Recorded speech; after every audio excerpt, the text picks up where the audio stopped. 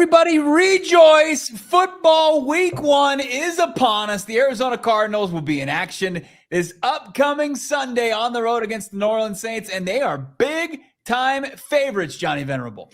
But to quote one of my favorite Star Wars characters, is this a trap coming up?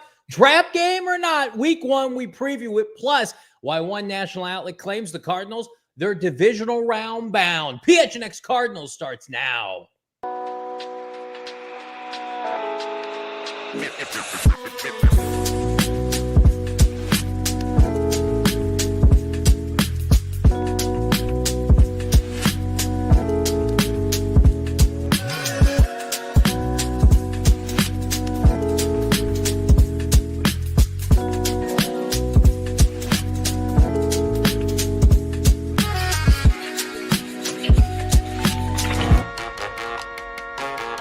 Big time.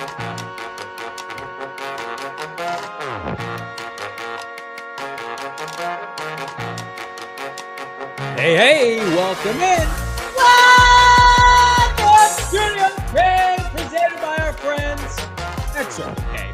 It's the PHNX Cardinals podcast back on a game week. I'm Johnny Venerable. He is Brack. This is your premier #1 in the world Arizona Cardinal podcast. Kindly please like and subscribe. Leave us a 5-star wherever you get your programming. Noah Man crushing it behind the mic today. Tuesday, September 2nd, Cardinals kick off 2025. Not the preseason, not OTAs, not training camp. The regular season this Sunday at New Orleans. The Big Easy and Bo, we will be there. Yeah, we'll make the pleasantries light. How's everybody doing? Okay, it's game week. Let's get on to the important stuff. No more small talk. No, how was Johnny's nerd out sesh where he went and got Star Wars gear or his Lake Day? Nobody cares. Stop it. Nobody cares. Of course, this is brought to you by your friends over at Bet365, presented by Bet365. Download the Bet365 app today. Use the code PHNX365. Deposit $10 plus a bet for $5 and get $200 in bonus bets. Bet365, never ordinary. What's up to everybody in the chat? I hope everybody had a great holiday weekend. Ryan Walker, Matthew, Alec.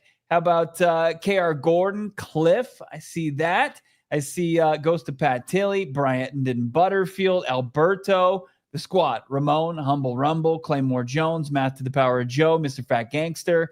I love it. Everybody's here. Chris Gervais, Jeff Neve, I believe, Jacob Taggett. We're all here to talk some ball. We're all here to preview a certain game that's going to happen 5 days from now. I cannot stomach Spencer Rattler game preview talk for 4 days, so Sure. We're not going to do that. But here's what we are going to say. Cardinals are a huge flipping favorite. They are the biggest favorite for this team opening a game, I checked, in over 10 years. Okay? To open a game, albeit even on the road, they are a touchdown favorite. Depending on where you dabble, we dabble with our friends at Bet365. You could dabble elsewhere. No judgment. Okay? Bonus code PHNX365. 6.5-point favorite, which on a neutral field would be well over a touchdown, right? At home, that's a 3-point swing. They'd be almost a 10-point favorite, okay? Does that mean Vegas loves the Cardinals? Does that mean Vegas potentially hates New Orleans? I think all of the above could be true.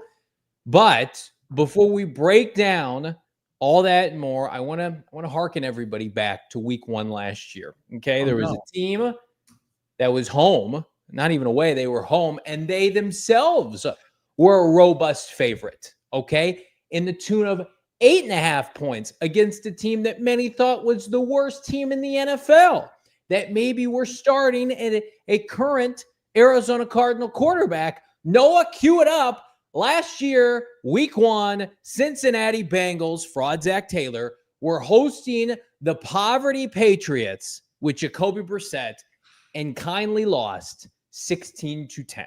So I bring this up not to rain on everybody's parade, but there is a thing like a trap game, okay?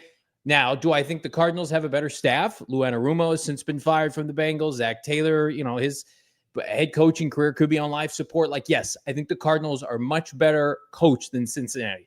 That Bengals team had Joe Burrow, Jamar Chase, and T. Higgins at home against that Patriots team, and had just nothing went right for them. So Do I think the Cardinals are going to lose? No. Do I think it's going to be a close game? I actually do not. But you look at those robust lines, especially week 1, and here's what we know, Bo. The Cardinals played that same Patriot team at the end of last year. They were terrible. The Cardinals destroyed them, slapped them around. Right. Sometimes, in a weird way, you want to play these bad teams at the end of the year because they're just like, get me to draft season, get me to the off season. I don't think Kellen Moore is any good, but nobody knows that yet. And they're going to be playing with house money on Sunday in the Big Easy. Neither was the one head coach of the Patriots. Like Right. he was out of there soon, quickly after he really kind of started there. And I remember a Jacksonville team that won week 1 and then proceeded to lose every game after that. And it really plays into the cliche to the utmost about any given Sunday. And absolutely, like you've got to give every team a puncher's chance to win a football game on Sundays. It's not, you're going against Panera State, as my co-host likes to say. It's like it's an FBS versus an FCS school, and there's just so many, like the scales are tipped so far that the team coming in has no chance at all. Right. That's not the case in the NFL. Absolutely. It wouldn't be the biggest upset. It would be the biggest upset as far as this schedule to open the season, no doubt about it. But yeah, I mean, you look at all that, but then you look at the expectations for this team, and they're not far off from where the Bengals are. I think with Joe Burrow and that passing attack, they're always going to have high expectations, even though they fall horrendously short, outside of the Super Bowl appearance and an AFC Championship appearance to follow up. But I think as far as what you mentioned with the coaching staff, with the team in place, and then the team that they're going up against, it's not a team that's really even torn it down just yet. Like right. this was like the Patriots were a team that was full on embracing a rebuild and went out there and were like the 23 Cardinals, and they scratched, they clawed, and they did everything they could week in and week out to stay in games. We don't know the identity of the Saints under Kellen Moore. I don't get the sense that they're going to have that. But like, could they in week 1 run an offense that could produce enough points to win a game? And could the Cardinals fall short on offense? That's the biggest fear. That's nightmare fuel for a lot of people and Drew Petzing's detractors out there. But when you look at the Saints overall, and you start to kind of go tit for tat and measure them up against the Arizona Cardinals, they have very few advantages in this game. And these are the types of games where the Arizona Cardinals have to just kind of press their foot on the gas and come out of there with what would be a big dub. Yeah, I agree. And here's where I'm at. Do I think that it would derail the Cardinals season? I don't want to say that because we get to do 6 more months of regular season football. So I'm not going to sit here and say like they couldn't bounce back from it. But you brought this up, Britt and Golden tell us, like the Cardinals never got over the 2016 opener against Jimmy G and the Patriots. Now that was against Bill Belichick and the Patriots team that was consistently in the postseason every year, like dramatically different, right? But, that was a bugaboo. I think that for this team in particular, like they have not proven anything yet, this Cardinal team. So like a trap game to me is, Cincinnati with Zach Taylor, as much as I think he's a big time fraud, like they went to the Super Bowl. They're in the playoffs every year up until last year, right? They were always, a contender at the end of the season with Joe Burrow. The Cardinals have not been in the playoffs since 2021. It was a horrendous showing. They haven't made the playoffs in the J.G. Ossenford era. You have to treat this like you're still the underdog. And I think in a lot of ways this year they will have that mindset. They have to, and this is where coaching needs to separate itself. Jonathan Gannon has to ensure that his team is not overlooking a team that at the end of the year could have the first overall pick, that we expect to have the first overall pick. Like you have to go in there with the mindset that, I saw a lot of people tagging us today, like one of the loud screaming talking shows did their predictions for the NFL season. Not one of them picked the Cardinals even to make the playoffs, and every NFC West other team was represented. Like use that, momentum of kind of, besmirchment and people casting you aside. Like, the Cardinals historically, and everybody in this fan base knows what I'm about to say, do not do well as a favorite ever. It's never gone, 2022, 2016, 2017. Like, let them think that you're a 3rd or 4th place team. But the difficult part of that is you're not opening up with San Francisco or a division rival, or even like last year at Buffalo. You're opening up with a dog water team on the road in a historically difficult place to play. And you know that place is going to be packed. We're going to be there on Sunday. I think they'll listen. That fan base is talking themselves into everything right now. Hey, Dylan Moore could be our Sean McVay, and we don't need the first overall pick. Tyler Shuck's going to be the guy, and Spencer Rattler is going to hand off the baton. It's like, you need to put an end to all that garbage. They don't have good players. This is a players league. You have a quarterback, head coach, roster. Check all 3 boxes. Advantage against this team. They don't have one advantage against you. Anything less than, again, a touchdown victory. We're leaving the Superdome and the Cardinals win by at least a touchdown. This is what Vegas is telling you. It would be a huge disappointment. And again, losing this game, it would verge on unforgivable because of the third-year culmination of this rebuild and what it represents. But, I mean, crazier things have happened. And again, I think last year with Cincinnati proves that these sort of upsets in the NFL do happen early in the season. Well, it's an ability to set the tone. Like if you were to handpick a team that you wanted to beat up on week 1, this is it. And if you fall short of that, it's going to be tough to kind of wash that taste out of your mouth. I don't care what you do week 2 against Carolina. I don't care what you do on the road against San Francisco the next couple games. Like you're still going to look back and you're 2-1 or whatever, 1-2, and you say, well, what was that about? How do you lose that team? Like I understand like they're doing a good job, I think, rebuilding their offensive line. They got Fuaga from Oregon State. They get the kid out of Texas in the first round. They've got Penning in place. They've got Ruiz at center spots. Like that's probably their best unit, but your revamped defensive line and pass rush needs to make some noise regardless. Like you need to make Spencer Rattler, who's 0-6 as a starter, 0-7 overall in games that he's played wearing a Saints uniform, you have to make him look every bit as bad as he actually is. Like there can't be any kind of like relief here for the Saints team. When I'm looking at Spencer Rattler as a starter, the Saints lost by 24, 23, 18, 34, 15, and 8.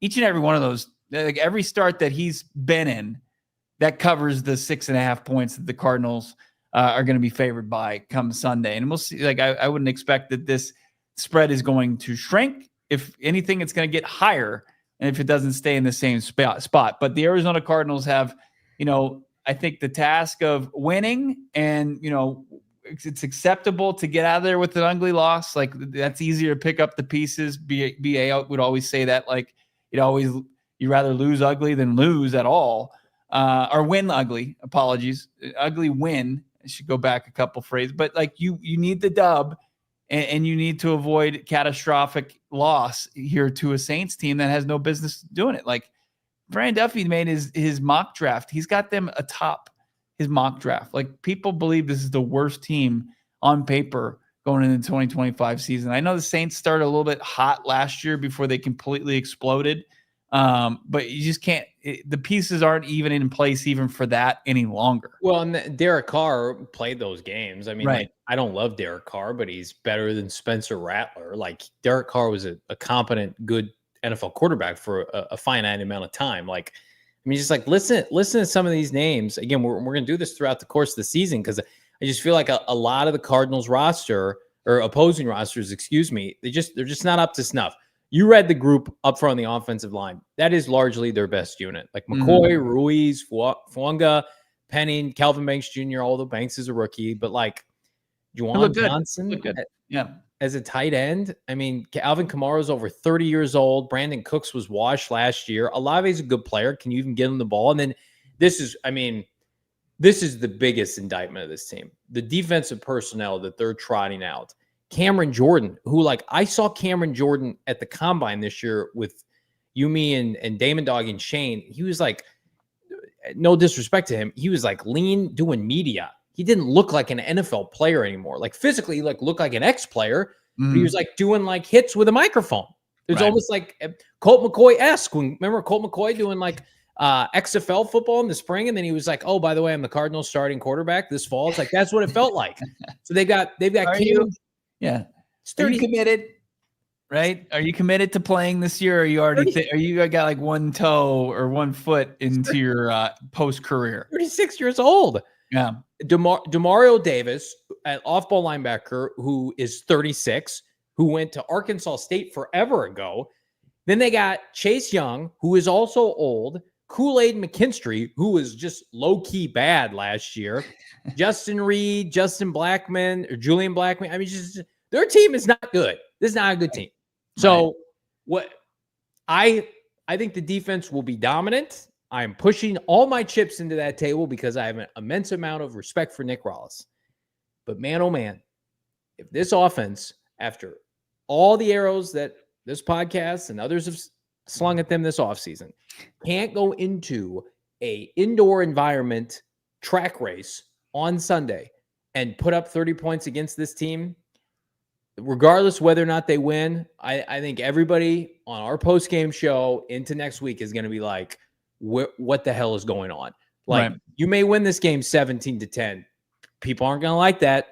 Look at the personnel. This is the crooked number season has started, and it's the first 2 months of this NFL season for the Cardinals, and it starts this Sunday. It has style points are incredibly important. They going up against this team. Like, number one priority is avoiding the fate that the Bengals suffered week 1 a year ago. Right. That's the worst of all realities, right? And they were playing catch up the entire season. And you look at the Bengals and them being on the outside looking in of the postseason and continue to be everybody's darling because they can't get over this passing attack, but nobody will realistically look at what the fatal flaw is. They can't play defense. But if they're a team that just missed out on the playoffs last year and like wouldn't a win over just a rudderless Patriots team at that point, like that's probably what cost you. Cardinals are going to be in a dogfight the entire season. They have an easier schedule compared to last year, but so does the rest of the division. And it's going to take probably more than what it take last year, 10 wins to win the NFC West. Yeah. Probably going to take 11, 12 to do so. You want to be in the thick of that hunt. You want to be in the playoff chase in the NFC that's just gotten, even more stout with, Micah Parsons going to a better roster overall. I think that you have to win these. I saw Taco Corp saying you got to win the games that you're supposed to win. It's just that simple. And they did a pretty good job of doing that last year. Like they were 5-1 against under 500 teams last year. They lost the big one that cost them the playoffs in Carolina. You can't afford to slip up at any point. That's my main point here. And it starts week 1. And you can look at the cliche any given Sunday and you can just tip your cap. But a loss here would just set a tone that would be very, very tough to come back from. Well, Haro, speaking my language here, I feel like the reality is starting to slowly hit Johnny. Wait, we're running it back with an OC and an offense that was outside of playing the 49er backups, that just emphasizing like it's the same unit, it's the same guys, same play caller. Here's what I'll say, Baharo. I think the Cardinals win this game with Jacoby Brissett. If he played, I think they would be a favorite on the road, and that emphasizes my point. And it almost puts more pressure on them when you're an overwhelming favorite like this. Now, if this was at State Farm Stadium, I think this game would be over at halftime. We saw last year with the Jets and the Bears. No. We have not seen, mostly because they haven't been gifted these opportunities because their schedule has been difficult. We have not seen a JG team with K1 roll on the road another team. Like last year, they were pretty mediocre to below average on the road, right? They had a comeback win against Miami. That was like the signature win. Right. The year before that, they came back and beat Philly late. Pittsburgh, maybe that's probably the most convincing one. Pittsburgh 2 years ago, late in the year, an ugly, muddy game. But like going into their building out of that game, and they went up against Mitchell Trubisky, I think. Right. It was they couldn't play offense. That we need to see some first-time instances with this regime. Right. First road blowout, right? First time to start 1-0. First time that, frankly, a lot of us feel really good about the trajectory of this offense. Shots, explosives, right? The revitalization of the elongated passing game with this team. Mm-hmm. You can check so many boxes this weekend. Yeah. Or you can double down on the pain and the concern that a lot of us have. Because, again, they're rolling out Matthew Stafford in a wheelchair with the LA Rams this weekend. He has barely practiced.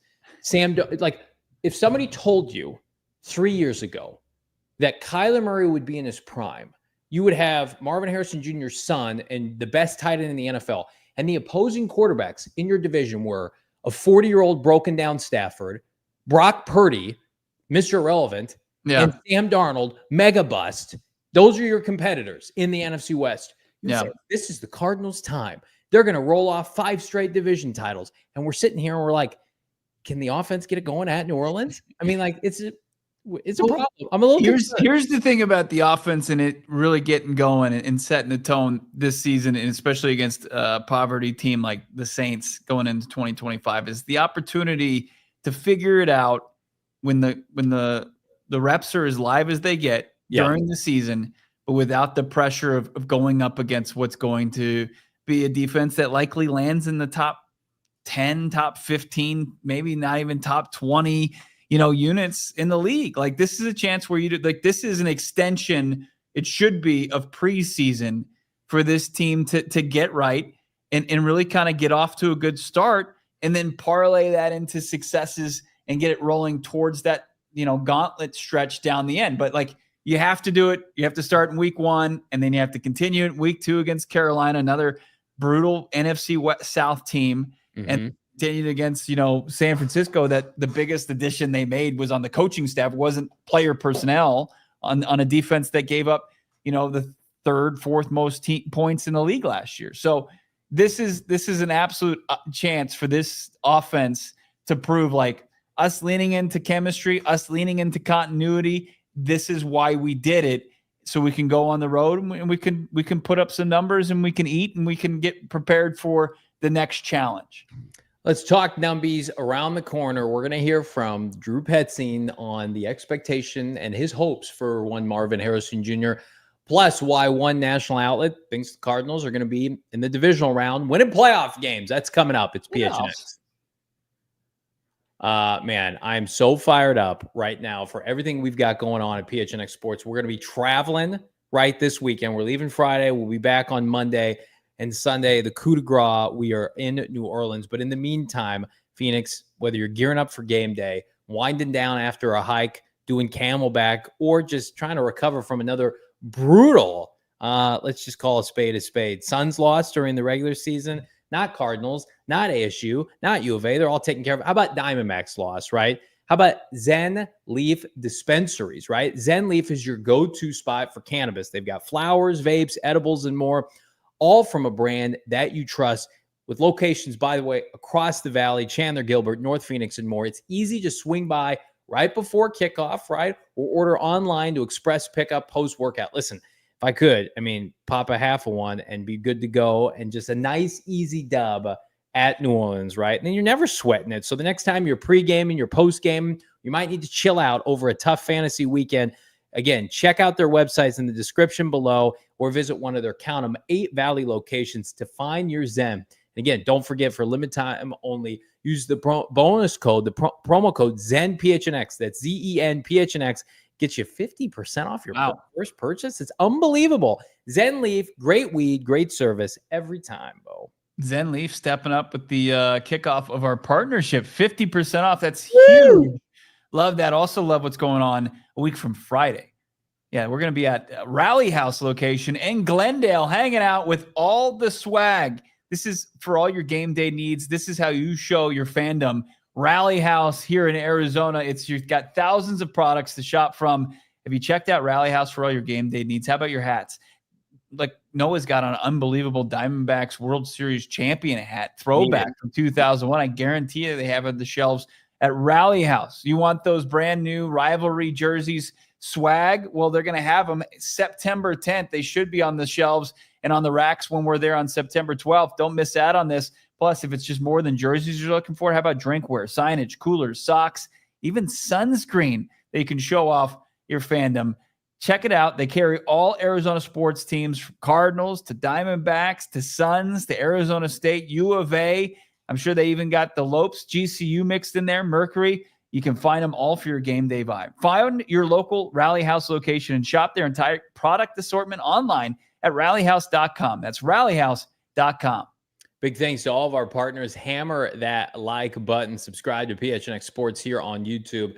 The goal today, like it is every day, 500 likes, football likes, for a regular season discussion here, friends. Arizona Cardinals head to New Orleans, and will be led by, at least offensively, one Drew Petzing, who I think is going to remain like a polarizing figure, at least online, right? Like it's hard to be a popular offensive play caller when you're not like the next, hot shot Ben Johnson. Like I feel like most teams, this is where I'll give Gru some credit here, is like most NFL fan bases, unless your head coach is calling plays, Cliff Kingsbury style, like have a love-hate relationship with their OC.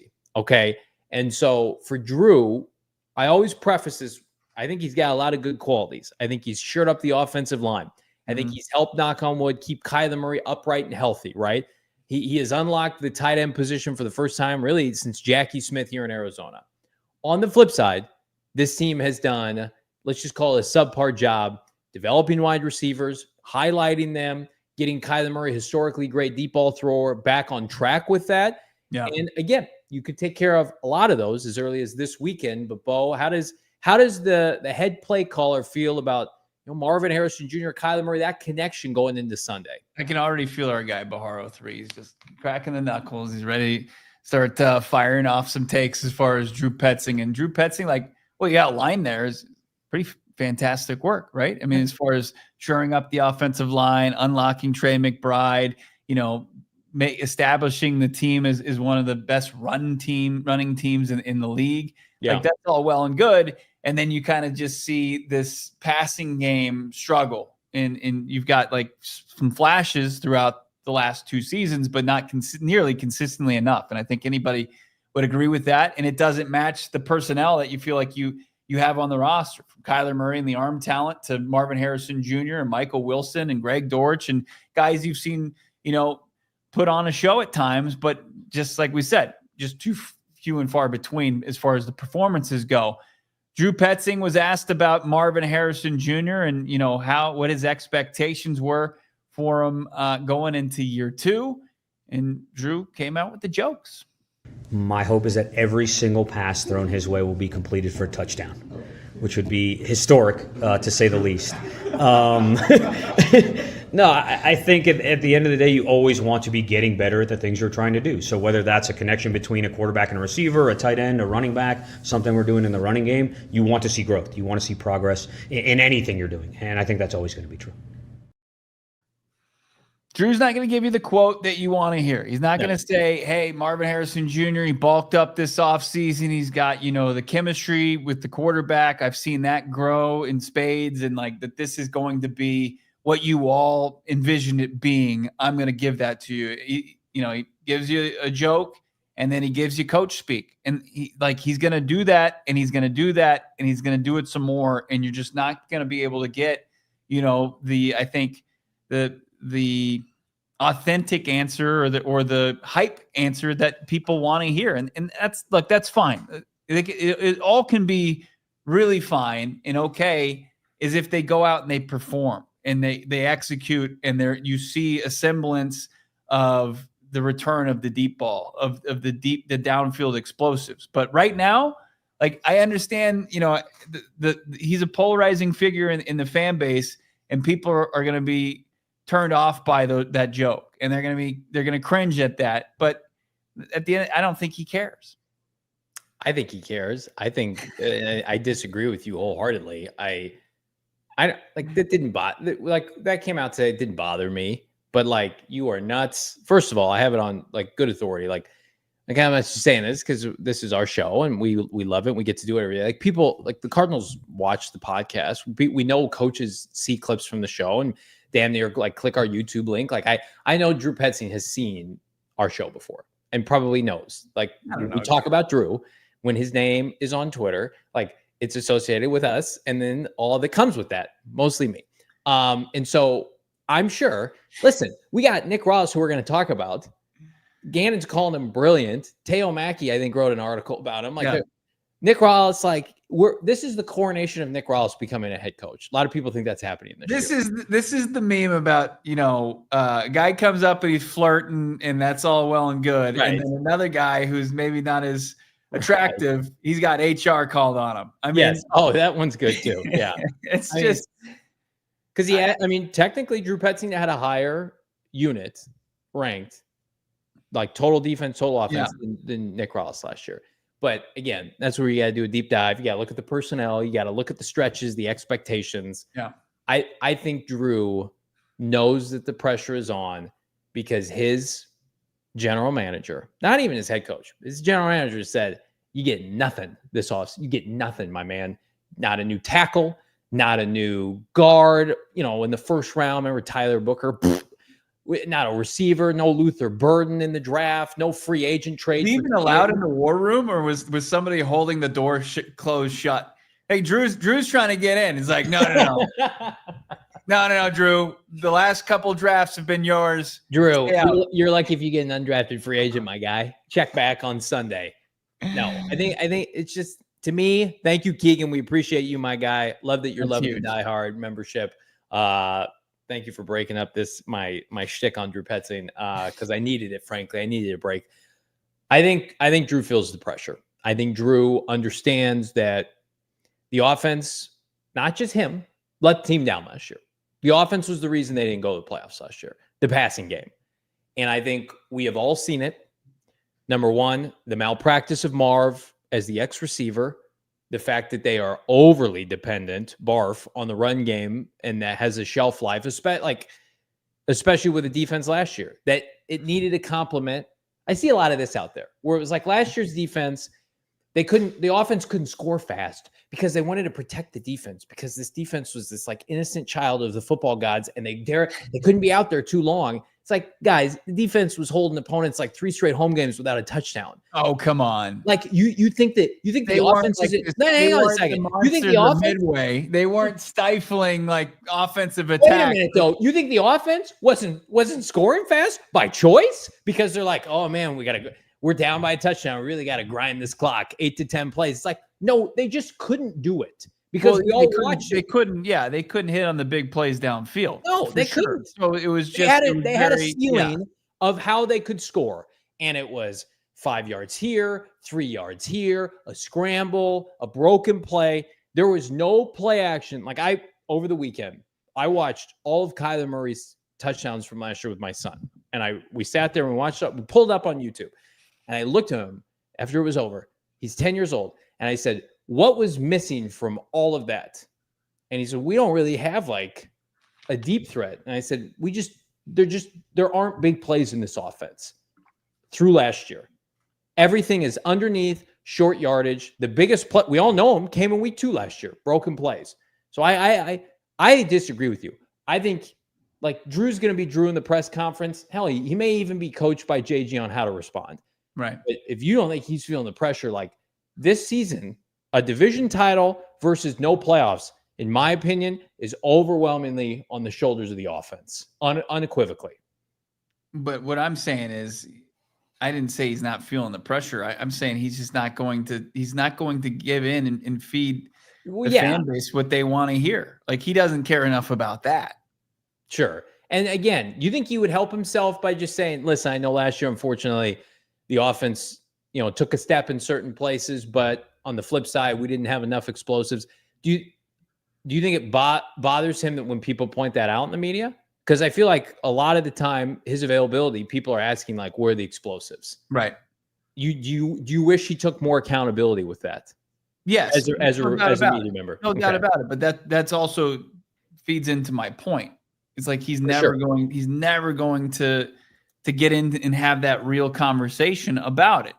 It's just going to be very straight and narrow. It's going to be coach speak answers, and it's going to be his focus is on how is he going to be able to get an offensive game plan hatched and executed that week. And like the back and forth with the media, and then you add the extension of the fan base. Just don't think he cares that much as far as that part. Well, and again, like the only person he has to impress is Jonathan Gannon. Jonathan Gannon determines whether or not Drew Petzing's employed here. But the thing I think needs to be at least admitted to here is that there's a lot of, and you started the conversation off with it, is that there are some really good things in place as far as this offense.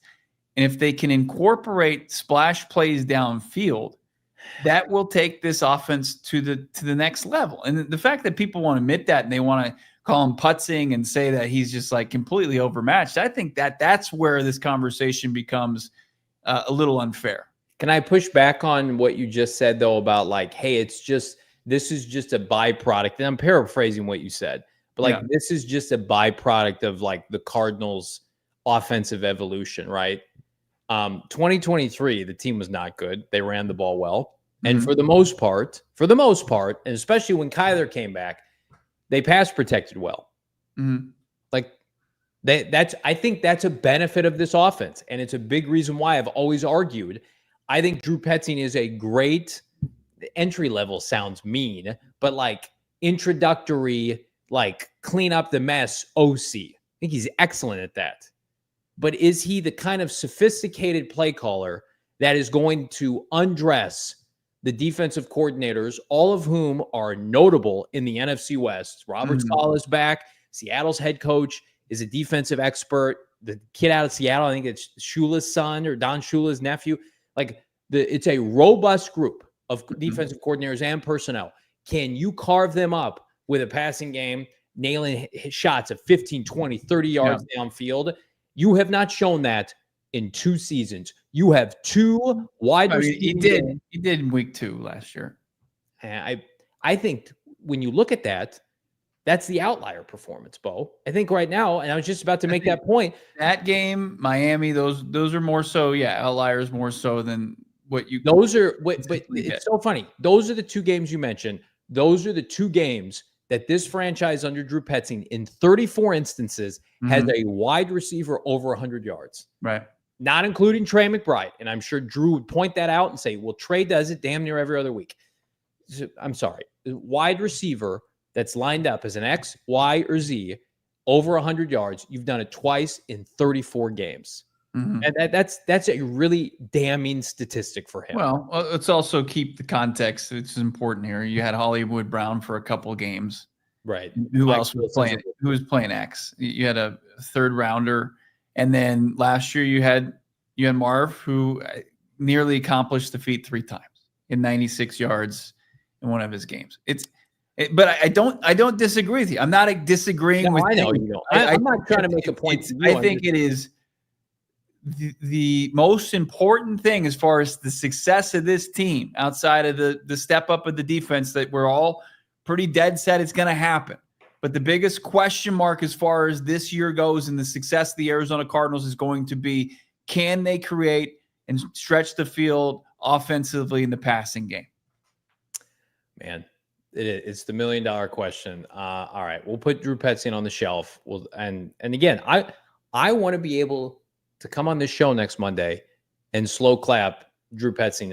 I see people saying for me to stop disagreeing. I just told you I don't disagree.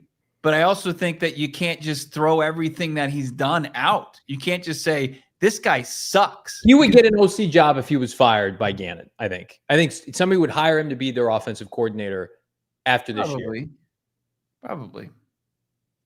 This team, though. And he's going to have, he can't have the same issues, right? I mean, he's got to develop as a play caller.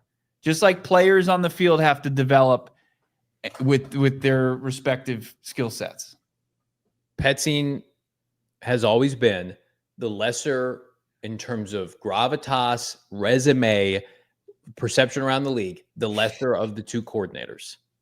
And fair or not, I'm sure there's a chip on his shoulder. But again, you were gifted all the good personnel during the rebuild. All of it. Outside of Budda Baker, what has Nick Rallis had to work with? I mean, it's just and again, I think now Nick Rallis is like, kid at the candy store this offseason. Here's a pass rusher. Here's a D tackle. Here's a number 1 corner. Here's an off-ball linebacker. It's like, yeah, give it all to me because I know what to do with it. And that's why we all have confidence that when Walter Nolan comes back, he'll be great, and Darius will be good, and Will Johnson will be good, and Mac Wilson Sr. is good off the street. It's like the confidence level that Drew can take a skilled player in the draft, in free agency, a skilled player, not a guard, and produce high-level play, TBD. TB, F&D. We're coming back around the corner. We're keeping the conversation going. Hammer that like button. It's PHNX. Man, oh man, I have been jonesing for week one with our friends at Bet365. I'm not going to tell you which games I'm going to parlay as part of our bets pick of the week here, not only on this show, but also PHNX Sports, where we kind of get gross. We dabble. And then, of course, the return of Holder, Fold the Line, Mignana, myself, Bo. We're going to welcome back an old friend. Damon Dogg's going to join us tomorrow at the end of the show, and we're going to tune it up with our friends at Bet365. Never ordinary, by the way. And again, I love MLB season. I see a little blurb here about MLB early payout offer, and that's great. But you know what else is great? Betting on football. College football, the NFL Thursday, right? College football on Wednesday nights and Friday nights and Saturday nights, right? I hope you had ASU money line, maybe parlayed with U of A. Just run it back with all these money line. Who are you, Damon and Holder Fold the Line? Plus minus 700. I like those odds. I like these odds for you getting $200 anytime you place a bet. $5, win or lose if you're a new customer right now. With Bet365, bonus code PHNX365, deposit $10, place a bet for $5, get 200 in bonus bets if you win or lose. You got to be 21 years and older. You can use them on player props, futures, whatever the moment. It's never ordinary. And again, if you know someone who has a gambling problem, they want to help, call 1-800-NEXT-STEP, text NEXT STEP to 53342, or visit problemgambling.az.gov, Bo, for more info. As Johnny just mentioned, football season is here, kicking off the season on Thursday. And then this Sunday, we'll be in New Orleans. And if you don't have your tickets, but you're going on a trip, you can use Game Time to get in the door. It's unbelievable. Or if you want to save and go to the home opener a week from Sunday against the Carolina Panthers, you can get in the door right now for $40, but I like to let it ride. I like to kind of hang out because with Game Time, you can wait till the last minute, and that's probably the best time you can really save some cash getting yourself to the game or the event that you're looking to go to. And it's not just tickets to the game. It's to also getting yourself a parking spot. I got a parking spot at a Cardinals game for as low as $4 one time. It was awesome. And Game Time is going to get you to each event that you're going to want to go see, whether it's concerts, stand-up comedy shows, any sporting events. You could go to the Mercury game, I think, for $4 or $5 I saw it was on Game Time right now. Game Time, download the app today, and you can start to really kind of save some even more money, $20 off your first purchase by downloading it. Of course, you got terms that apply there. But again, create an account, redeem code PHNX for $20 off your first purchase on Game Time. Tap, ticket, go, download Game Time app today. Billie Eilish tickets on Game Time, they're a lot. They're a lot right now. So wait those out. Those are about $250. The app's fault. Rage baiting Billie Eilish. I'm not a fan of hers. Okay. She's not. My wife's a fan. Not a fan. I like Sabrina Carpenter. I like some of these other, pop singers. Not a Billie. I just don't get the appeal with some of her music. Today on PHNX Cardinals openly rage baiting Bo Brack here as we talk about Drew Petzing. I love it so much. That's how you know the regular season. You rattled me. I'm rattled. Drew Petzing, polarizing, rage baiting. Yeah. Noah, did you get the sense I was rattled in here? Spencer rattled. Wow. That's why we pay him the big bucks, folks. Now it's time, segment 3. This is Safe Space, and we're going to call it the Nick Rallis Circle of Trust. By the way, Billie Eilish, I just saw it on Game Time, $232 to get in the door. I mean, name five songs of hers that are bangers. It's just oh yeah, Billie Eilish. Come on. You guys are showing your age right now. Bad guy. No. That's the only one I know. Then she does that one that's really slow and soft. It's if I'm going to a concert, I'm trying to rock out. Yeah. I'll tell you what, Game Time, this is gonna age me.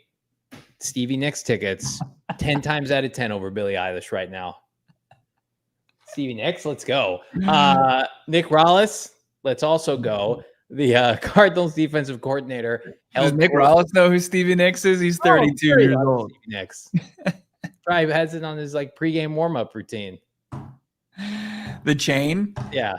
Oh man, you talk about bangers. Like Stevie Nicks Rock and Roll Hall of Fame. Like if Billie Eilish gets into the Rock and Roll Hall of Fame, like what are we doing? Is this just like everybody gets in? All right. Talk about Nick Rallis, who again he can make jokes at the presser and like everybody's laughing. By the way, he's talking about Calais Campbell, and it's like night and day. Like Drew tries to make a joke, and people are like. And then Nick makes a joke, and everybody's like, "Oh, it's great." That's pretty spot on. Yeah, he was asked about Calais Campbell. And was there any concern that Calais, who just turned 39 the other day, big happy birthday to Calais, that he's 7 years Nick Rallis' senior. He's like, no, he joked he's his father figure, and then said there's a mutual respect there. Of course, you get from Calais, who was named the captain the other day. But yeah, Nick Rallis gave us a whole bunch of info today. I mean, as far as going against Kellen Moore and Spencer Rattler, he also gave us an update as far as Walter Nolan and how he's staying sharp. Yep, exactly. It requires extra meeting time. And really using different tools, not just giving information, but giving him ways where he can put himself in those positions mentally, visualization, quizzes through the film of really test him on does he know what he's doing, so that when he gets out there, it always takes repetition no matter what, because it's the processing of what's moving in front of me. But the more we can kind of chip away at that, as opposed to it's just not just always the basic day one install of giving him information, but really putting him through those quizzes. And that's for any guy who's currently not able to practice. It's preparing like you're a starter still, so that when that time comes, you're ready to roll. I mean, it's disappointing. No Walt right He now. got a standing ovation for that answer. And it was just an update as far as how he's keeping Walter Nolan, first round pick, sharp through his calf injury. But no, I mean, they're in a good spot. I mean, outside of, not having the 16th overall pick, in the loss of Starling Thomas, like this is a relatively healthy unit. Like he's got a full deck. He's gonna have a rotation that I think he's really gonna trust up front. You got the secondary where you've got it's all homegrown, and Max Melton and Will Johnson. There's gonna be some expectations from your second round picks, and of course what you guys can do on the back end. And he's got so many versatile pieces, including Mac Wilson at the Mike linebacker spot. Garrett Williams, who I mentioned, it's just like they got guys that they can move around, and it's keeping Kellen Moore his sleep. He's not getting a lot of sleep this week trying to prepare for it. He said that much on Monday when he talked to the Saints media. I mean, I think we'd all be disappointed if the Saints broke 20 points this week, right? And you give up multiple touchdowns to this team, I think we would be sitting here and saying, like, what happened to the defense? And fluky plays happen, and the offense turns the ball over. A special team snafu could play a factor in that. But, the Cardinals have the personnel and the coaching to control the line of scrimmage against New Orleans and to make Spencer Rattler uncomfortable. And, looking back to, the team's losses from last year, outside of Bryce Young, overwhelmingly it was to opposing teams that were in the playoffs or had 10-plus more wins, right? Mm-hmm. That was and it was the only game, in some retrospect, the defense played well enough to win. The defense at Seattle, the defense at LA late in the year. I think that again, that's where he also ingratiated himself. How many times is this offense rose to the occasion and said, we're going to win a shootout today? Yeah. I maybe Philadelphia 2 years ago. Last year in Miami, the defense they had no personnel and, did not play well against the Dolphins, and the offense rose to the occasion. But most of the time, the defense is we're going to give you a chance to win. Now, here's where I think the evolution of this defense begins on Sunday. They did not have a defensive touchdown last year. I think that could change this Sunday. I think you could have a strip sack touchdown. I think you have a pick six. This is the kind of game where you're looking at meat on the bone with Spencer Rattler, an offensive line that on paper looks good, a lot of names we like, but we'll see how these guys vibe together. And an old running back. This should be pinning your ears back. You gave Josh Sweat a bunch of money. Disruptive plays to end the game early. What you can't do is allow calming 10 to 12 play drives where they feel like they're in it. The defense can really set the tone for this game. Yeah, I mean, make it really kind of ratchet up the pressure on Spencer Rattler. He hasn't shown the ability to really respond at the pro level. Yep. You know, at a high enough clip. It hasn't even been close. I mean, neither have the games that he started been. They lost by an average margin of defeat, like 20 points with Rattler in there. Non-competitive. And, you know, like you can take, like, as hostile as an environment as New Orleans has traditionally been, you can take them out of the game. And you like, don't let them like think they have a chance going through the first half. And like, you can do that, obviously, defensively. You need to play complementary football on the other side of things. And we just talked about that, you know, ad nauseum, where the offense needs to do their part. But like creating good field position, not letting them flip the field, sustaining drives, getting close to 50, punting, and then pinning you back. Like we saw that a lot. Like, and it was to a credit of Nick Rallis with the personnel that he has. Now you do have the guys, even with that offensive line, to really get after the quarterback and create mistakes. And if they can do that, man, I mean, that, you know, like, it's going to just set you up more opportunities on offense. And it's just going to put you like in the, like Drew Petzing in a situation for success in the second half. And then he can do the whole thing where they just salt the clock away and ground and pound. But before that, like, you got to play complementary. If you're making big plays on defense, you're going to have to, you know, you can suffocate him with big plays on offense. He does not like to blitz at all. And I think we all asked for them to do it last year. And they, like, go watch that Miami game last year where we're begging him, please blitz, disrupt Tua. And he saved it for the fourth quarter. And it was the game changer that game. And it wasn't a turnover. It was just forcing a punt to give the Cardinals a chance to win. That's how he had to call the defense the last 2 years. We have not seen, this is the understatement of the offseason, a fully unlocked Nick Rallis JG defense in Arizona. We hired the Cardinals hired these coaches with a defensive background, and it has been like 2.5 years until that vision is hopefully going to flourish in the desert. And so, it's on full display this Sunday. We got to come back around the break. We're going to talk about one outlet that's not picking the Cardinals to miss the playoffs, but rather to win a playoff game. Who is that? We'll tell you. That's coming up. It's PHNX. Big thanks to everybody watching live. Big thanks to our friends at Branded Bills. I'm repping it right now. One of my many lids from Branded Bills, the only headgear I wear right now. Let's start you out to make you stand out from the crowd. Branded Bills has you covered with the best custom headwear. They've got fitteds, truckers, beanies, tees. Branded Bills has you covered with performance and style. They've got partnerships, not only us, PHNX Sports, but universities like ASU, U of A as part of their campus collection. They also partner, again, with the Phoenix Suns. Locally owned, operated here in Mesa, Arizona. Check them out right now, brandedbills.com. Use the bonus code BBPHNX. That's BBPHNX for 15% off your first order. No joke, right before the show, have a boatload of gear, brandedbills.com, in my cart right now. I'm about to press the send button. Plus, we may or may not have a new PHNX Cardinals Branded Bills hat that's dropping ASAP. So be on the lookout for that. Big thanks to our friends at Branded Bills. Are you allowed to talk about that? I do what I want. We were telling some things, some behind the scenes stuff as well. A week ago, with our friends over at Gila River Resorts and Casinos at Wild Horse Pass. It was a blast seeing everybody out there. Hanshaw first. How about our guy Brian P was there? Shaq was out there. The entire squad. Bees made a public appearance. I think very rare, about as rare as what? Love you, Bees. Haley Comet sightings. I mean, Bees coming out was unbelievable. And we had a great time. And you got to see what the Upper Deck Bar and Grill had to offer, the table games down on the floor, sports book over there. Achieve legendary status. You do you at Gila River Resorts and Casinos. Join us for road games this season.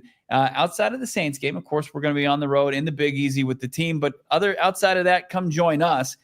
You're going to be your go-to spot, your headquarters for watching Cardinals road games. Also, check them out at Lone Butte, Vequiva, Santan Mountain. It's Gila River Resorts and Casinos. Check them out at goplayGila.com.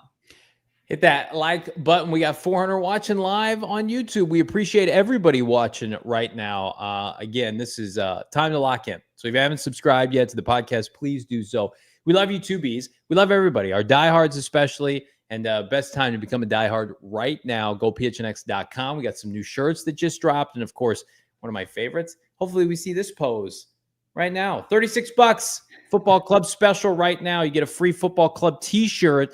Rise Up, Red Sea, Die Hard. If you become a Die Hard right now for just $3 a month, tag us on Twitter, immediate retweet, immediate follow from the Beat account. A lot of people ask, Bo, which is very humbling when we're out in the community, when we're doing the show, when we're doing one-offs. It's like, how can we support what you guys do? Because you're a part of my day. The best way to do it, not Patreon, not Venmo, not anything else. It's like, if you become a diehard, it helps us exponentially. Mm-hmm. So again, I would love to see an influx of diehards. All you got to do is scan the QR code on the screen, become a diehard, jump into our Discord, and it helps our leadership know how strong this community is, because it's never been stronger, and perfect year to equip an army of diehards en route to the postseason, Bo. We have Brian P. He was there in attendance for the follow-up PHNX fantasy draft, and saying that we didn't draft any Cardinals and we were ignoring the Cardinals. It's like, look, there's some pressure on our shoulders to win these things, okay?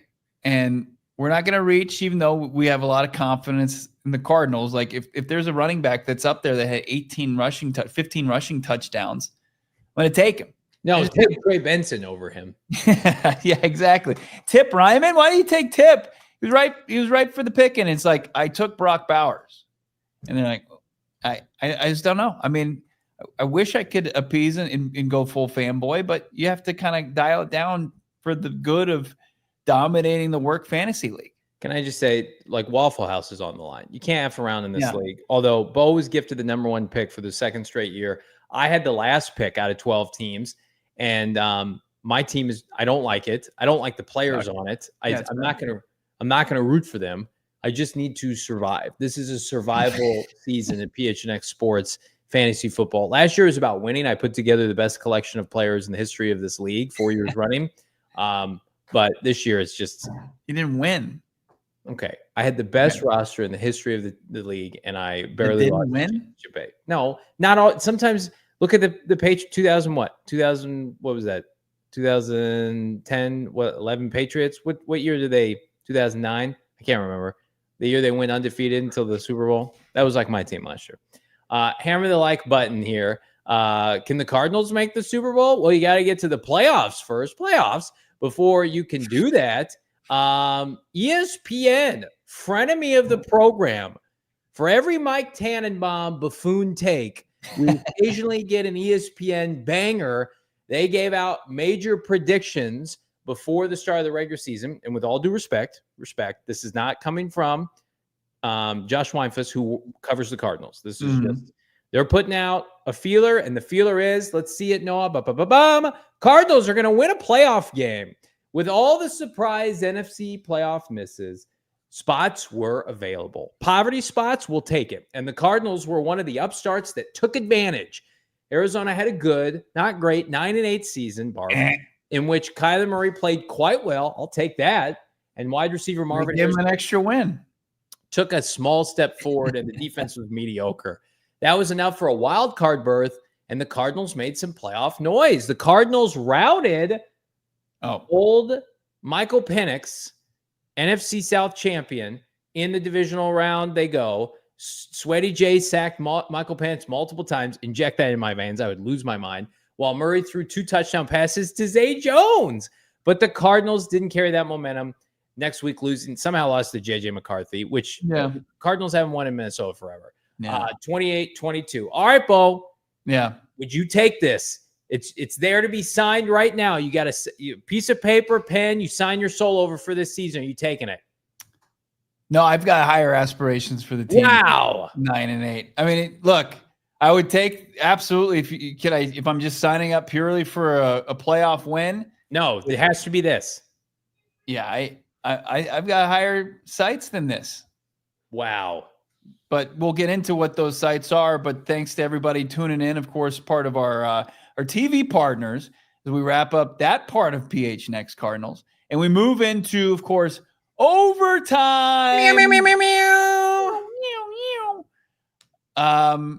9-8. That'd be a tough season to endure. Like I look at the schedule and I think that you could get to 9 wins fairly easily, but you would have to endure like quite a bit of losses that it'd be tough to break down. It'd be tough to stomach. But it's not about the regular season. It's about getting to the playoffs and winning a playoff game.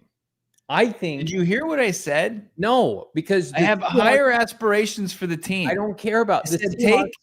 I might be Blockbuster right now saying, Netflix, take your $150 million and shove it. And it could be the biggest mistake of my life, but I think my company's worth more than that. And that they're a double-digit win team. I mean, I would love the playoff scenario thing is fantastic. Going in and beating up on Michael Penix, Zay Jones catching 2 touchdowns. I can already hear the Petzing haters out there is like, where was Marvin Harrison Jr.? Why is Zay Jones getting 2 touchdown catches in a playoff win? Putzing, fire Putzing. Can't wait for it. But look, it's would I sign up for a playoff win? Absolutely. No, but I think it would look. I think they can make it look in reality a lot better than that. I am putting my blood on this prediction. Blood money, blood signature. If I get to enter, they go 9-8. Do you know what their record is over the last 34 games? 17 and 17. Can I talk, please? I'm sorry. Can I talk, Mr. Rage Baiter? Can I just say this? We're rage baiting here. I get to go into the offseason, a playoff team that won a playoff game for the first time since 2015, and you're glazing over, Mr. Glaze, the most important aspect of that graphic. Noah, let's see it one more time. Kyler Murray played well in this scenario, and he won a playoff game. That matters. That means you've got clearly defined quarterback future in-house. I don't care. This isn't good enough for me. Listen to me. Hold on. The Seahawks won 10 games last year and didn't make the playoffs, and they said, Geno Smith, get the F out. We hate you. And they traded him away. The Cardinals, maybe they had a bunch of defensive injuries. Maybe things didn't go well. They got to the playoffs, and they beat a team. Kyler Murray gets to have that moment, and you get to continue to build. Give me that. You guys are nuts. There's a lot of falling short in this breakdown, though. It said doesn't matter. Doesn't matter. Marvin Harrison Jr. got a little bit better. The defense was mediocre. I don't care. The most important aspect, Marv could go off this year for 1,400 yards, and the defense could be elite. If Kyler Murray's turning the ball over, if Kyler Murray underperforms when it matters most, it does not matter. It does not matter. He has to be good. And he won a playoff. I understand that. In my scenario, in my vision. Oh, they go undefeated and they win the Super Bowl. Awesome. You're signing away for 9-8. And no, Isaiah, he doesn't get it. He's selling this team short. What do we think about this defense? We think this defense can be really good. In this breakdown, there's they're mediocre. That means Nick Rallis and his group, they didn't play well enough. They went 9-7 the year they went to the Super Bowl. And there have been plenty of teams that went 13-4, 13-3, and then wet the bed. They peed the bed in the first round of the playoffs. It's Didi, there are teams every year that are around 500 that win a playoff game. The Packers with Jordan Love. Oh yeah, look at the Rams. The Rams snuck in last year, and they won a playoff game. Everybody's like, the Rams, look out for the Rams this year because they won a playoff game. I understand that, but I've got higher sights. Of course, everybody wants to win 12 games and win. That's right, Killer X. I'm getting greedy on this one. I'm taking a selfish. I know you put that selfish away, young man. I think what you need to do is take a deep breath.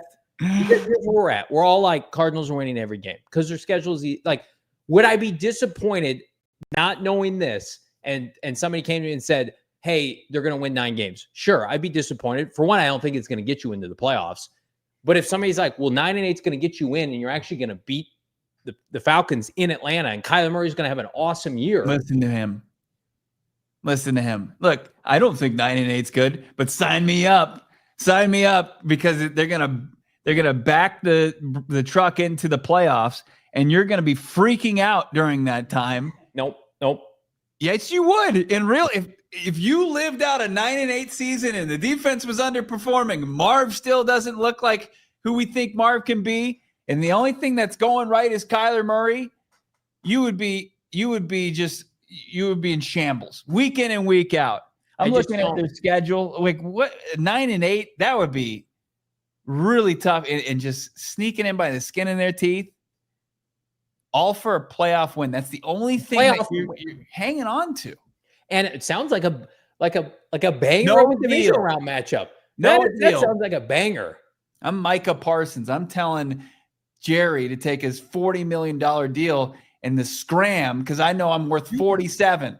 You get to tell me this little fanboy show podcast gets to go to Atlanta. Johnny's the worst negotiator ever. Carve up Michael Penix's defense, and then we get to go. We get to all sit back either and go to the game, or we get to sit back in mid-January.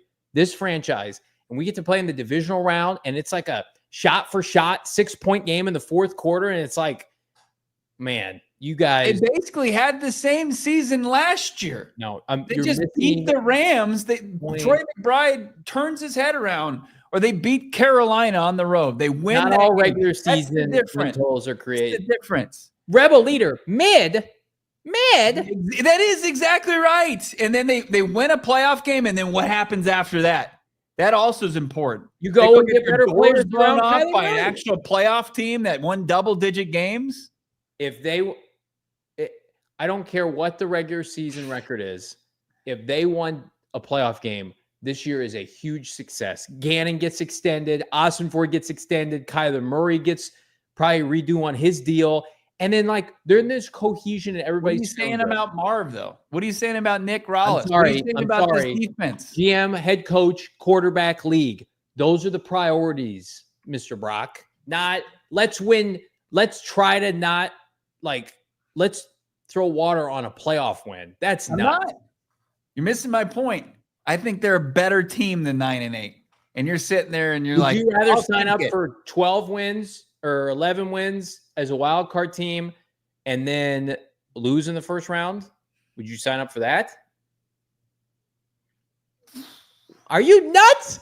You're throwing away playoff berths like they're candy. They have playoff berths. They're in the playoffs. They would lose.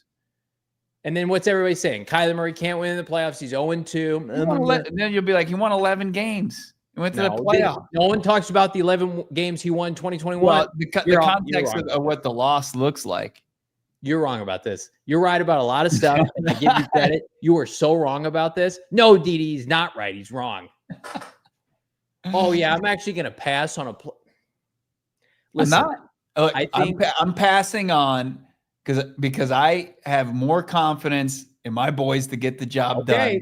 Okay. You're sitting there and like, I will sign it in my own blood. You said that because I saw this 9-8. I saw this offense in the preseason training camp, and it looks the same. It did not look the same. Looks the same as last year. Yeah, Ryan, like it could win the division. It absolutely could. But Johnny's like, no, I want a division. Or it could not make the playoffs again because the division is really tough. Can you put that blurb back up real quick? Can we just run real quick through it? I'm going to read it. You run through it this time. Let me hear your argument, Mr. Stone Cold 12 wins. With all the surprise NFC playoff misses, spots were available, and the Cardinals were one of the upsets that took advantage. Arizona had a good but not great 9-8 season, which quarterback Kyler Murray played quite well. Wide receiver Marvin Harrison Jr. took a small step forward, and the defense was mediocre. That was enough for a wild card berth. Whippity-doo! And the Cardinals made some postseason noise. Arizona routed the NFC South champion, the most poverty division in all of sports. Whatever. Give it to me. Playoff Josh Sweat, Bijan. Michael Penix, Drake London, losers. While Murray threw 2 touchdown passes to Zay Jones. Woo! The Cardinals didn't carry the momentum in the divisional round matchup. No, they lost to the Vikings, losing 28-22. J.J. McCarthy outplayed Kyler Murray. That's going to go well with the Kyler haters. Well, when they clearly attempted a game-winning drive and stalled out in the final minute. Yeah, people will take it really easy on Kyler. That would be his 9-8 performance. Oh, you are nuts. You are nuts. Bows out in the final drive, stalls out. We're sitting there, crumple that up, the light best it on round fire of football that we get all year, and the Cardinals are in it to the last drive. That's unbelievable. Like, I love it. where I have love you it. been? Hello, Everybody friend. that called me a shill and I carried water for Petzing Where is now have you back on been? board. This team has been sucking for 10 years. They have been irrelevant. 2016, 2017, 2018, 2019, 2020. A hint of success in 2021. Back to the shitter, 2022, 2023. And then last year, collapse at the end, 2024. And you're sitting here and telling me that you won't take a playoff spot guaranteed and a very competitive divisional loss for a team that, by the way, is one of the youngest in the NFL? Here's what I'm going to suggest to the audience. Go find if Johnny's on Facebook Marketplace and just go low ball him for every item that he has posted on there because he's just going to accept it. Never Hey, find me on Facebook. I'm never going to be there ever. Man, I feel like I just can't even look at. I just can't even look at you. This podcast. No, what are you signing up has for? Never had anything to root for since this podcast is launched. No one knows that. No one knows this feeling. He grew up a Lions fan. No, I'm saying would this. you sign up for this with a playoff win? I can aside with Bo on this one. You're tainted because your team, the Detroit Lions, were steps away from the Super Bowl last 2 years. Respectfully, Noah, you haven't lived in the dirt like the rest of us the last couple of years. You're an innocent newborn baby Detroit Lions fan who only knows success. I'm telling you right now, we have been living in a dumpster eating scraps. And people are saying no playoff team. His team had a defeated season. They didn't win one game. No, it was like 6 when that happened. He wasn't even allowed to watch TV. Yeah, I went through 23 years of atrocious football. Absolutely garbage football. I understand. Johnny's like, you only adopted the darkness. It's like, no, he was born in it. Listen, I want this team. We're going to revisit this conversation. You bet your ass we will. If we're sitting here in January and this team underperforms, I want a division title.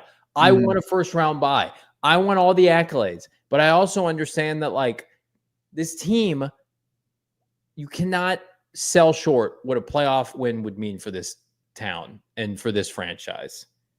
Gannon would be one of 3 coaches since the 70s to win a playoff game. And we're sitting here saying, not good enough. Better win 13 games. Ken Wisenhunt, Bruce Arians, 4 coaches. And what's his name in 98? So one of 4 coaches. That's it. And we're sitting here and it's like, not good enough. The housing market's on fire. And you're like, let's just take market value. That's not what I'm saying. I think market value is not comparable at all. is 9-8 in a playoff berth. But you're like, let's just sell it. Let's just take it as a win. It's like, no, because you're selling short. Tobin, Wisenhunt, Arians, Gannon, playoff winning head coaches. And you're sitting here and you're like, I'm rolling the dice, baby. And guess what? You're calling your wife and saying, I lost the 401k at the craps table in Vegas. You could have walked away. You were up until you weren't.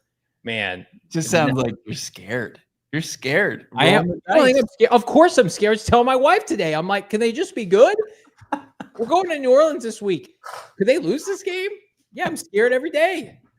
I won't push back on that. This team scares me. If you're not scared to watch this team with expectations right now, you should be. They are terrifying because they can beat good teams and they can lose to bad teams, as we've seen historically. Yeah, I want 12 wins, everybody in the chat. Of course. I don't. We don't have any super chats today. And you know what? Maybe we don't deserve them with some of the takes that we're dishing out today. Maybe we don't deserve them. We're gonna just show just chats that nobody paid for because that's what we feel like we're worth. We're actually gonna send you money. How about that? Yeah, this is Freddie Kitchens. Freddie might as well just be Freddie. What if Freddie Kitchens is a good OC? Oh, look, he's terrible. He's terrible for the Cardinals and the Browns, and now he's terrible for UNC. But once upon a time, there was hope that Freddie Kitchens was good at football. He's terrible now.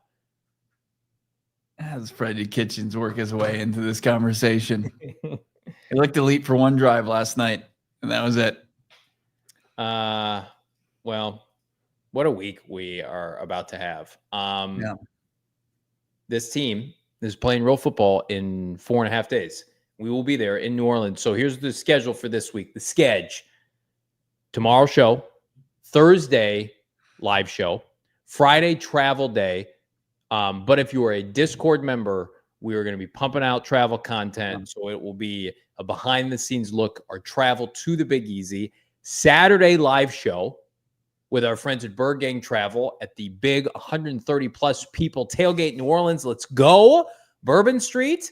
It's been kind to my co-host, Brock. And then on Sunday, we're going to be hanging out, of course, pre-halftime post. We're still working out the logistics, but you can expect to see your boys cover the Arizona Cardinals wire to wire. And again, no one does it better. If I could sign a contract in blood, it would be that night is never discussed ever again when we were in town for the Super Bowl. Night? I don't even know. No, it's not like I have infant photos on my phone. We've got, you're right. So Wednesday, I believe Baldy's going to join us tomorrow. So we got Baldy, we've got Holder Fold the Line. I believe, just talked to him yesterday, Ross Tucker, who's on the call this Sunday, going to chat with us leading up to the game as well. So we've got a locked and loaded huge week, as Johnny said, live today through Thursday, then live again on Saturday and live again on Sunday with all the game day coverage that you know and love here from PHNX Cardinals. We appreciate every single one of you. Tomorrow is a big day out at the facility. Practice install begins, and Kyler Murray talks post-practice. Marvin Harrison Jr. is going to talk post-practice. We're going to have all the sights and sounds from Tempe, the Cards facility, tomorrow at 4:30. Kay Gordon asked, do you have to be a diehard for the Discord? You do, but I promise you, Kay Gordon, it is worth it. DM us if you have any questions. Follow-up question, Tony B. When's Kurt Warner's first show? Next week. He is actually, I think, in Brazil calling the international game this weekend. He is on beginning next week. We appreciate everybody. You can just tell it's a little bit different. The air is a little bit sweeter. The vibes are a little bit higher, and the emotions are running high. It's game week. PHNX Cardinals for Bo Noah. I'm Johnny. We'll see you Wednesday. We all silly like the mayor.